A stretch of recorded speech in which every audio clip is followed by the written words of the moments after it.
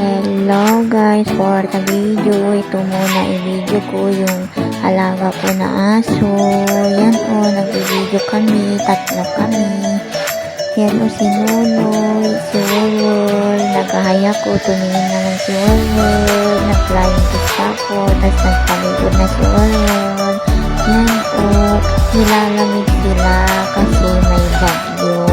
So, ang lakas kasi ng hangin dito guys, may bagyo kasi. Yan o, si Nonoy, ang lungkot si Nonoy kasi natutulog lang ginagawa niya. Si Miko Wolwol hindi makapakali na maghiga doon kasi gusto niya daw yung may kumot ni Miko Wolwol. Yan o, hindi makapakali na matulog si Miko Wolwol. Si Nonoy, yung mukha niya naaantok si Nonoy kasi ang tagal na yung ulan, hindi tumitigil. Tumayo na ako, tapos inayos ko yung damit ni Miko Wolwol kasi nang tulog na ang payat kasi walang kasyang damit si Miko Wolwol. Saan ako pupunta? Ay, punta pala ako kay Andoy.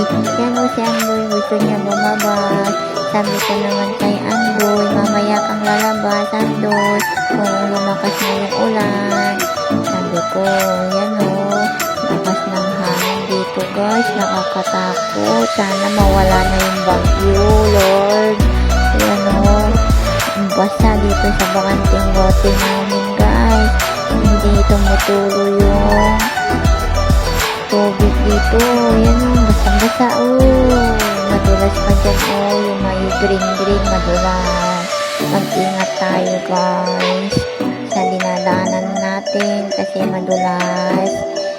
Tumigil ka na ulan kasi para umaraw na, para malinisan na yan yung lumot.